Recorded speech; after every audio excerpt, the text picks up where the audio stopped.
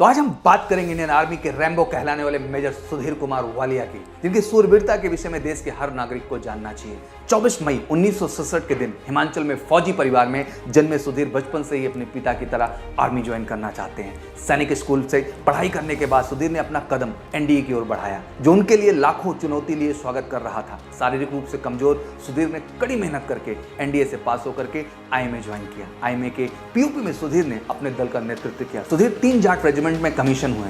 अब वो लेफ्टिनेंट सुधीर कुमार वालिया बन गए थे। बाद में सुधीर ने 9 पैरा एसएफ ज्वाइन किया। सुधीर ने सियाचिन में भी 2 बार 6-6 महीने की सर्विसेज प्रदान की।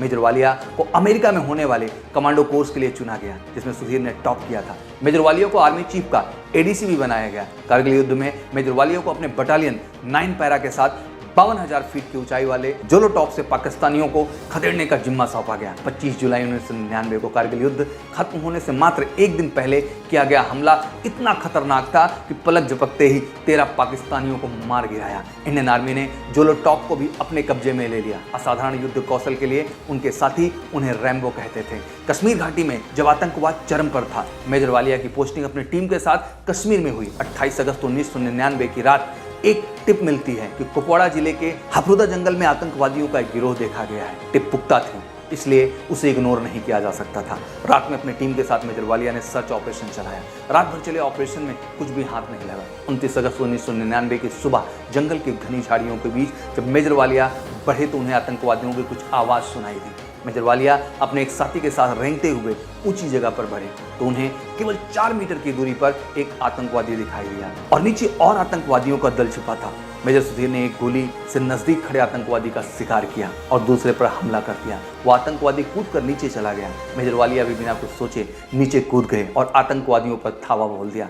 वहां लगभग 20 आतंकवादी छिपे थे। आतंकवादियों से मात्र 2 मीटर की दूरी पर मेजर वालिया ने गोलीबारी करके 4 आतंकवादी मार गिराया। इस दौरान आतंकवादियों की गोली से वो भी गंभीर रूप से घायल हो गए और आतंकवादी भाग खड़े हुए।